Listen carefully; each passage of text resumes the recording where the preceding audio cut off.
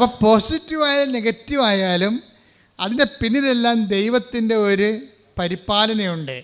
ഇത് വിവേചിച്ച് മനസ്സിലാക്കേണ്ടത്. ഇത് വിവേചിച്ച് മനസ്സിലാക്കിയില്ലെങ്കിൽ നമ്മൾ ഒരു ഒരു ലോകത്താന്മാരായി പോകും.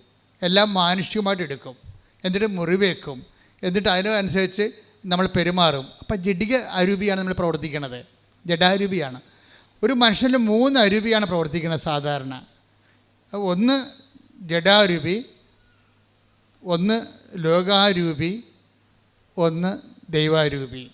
നമ്മളിതിൻ്റെ ഈ പ്രൊപ്പോർഷൻ ഉണ്ട് ഇതിൻ്റെ അകത്ത്. ജഡിക മനുഷ്യൻ എന്ന് പറയും, ബൈബിൾ പറയും. അപ്പം അവന് 10% ജഡാരൂപി ആയിരിക്കും. അപ്പം ജഡിക മനുഷ്യന് വെളിപാടുകൾ പോഷത്വമാണെന്ന് പറയുന്നൊരു ബൈബിള്. ജഡിക മനുഷ്യന് ദൈവികമായ കാര്യങ്ങൾ പോഷത്വമാണ്. നിങ്ങളുടെ മുത്തുകൾ പന്നികളുടെ മുമ്പിൽ കൊണ്ട് വെതറിയിട്ട് കാര്യമില്ലെന്ന് പറയും.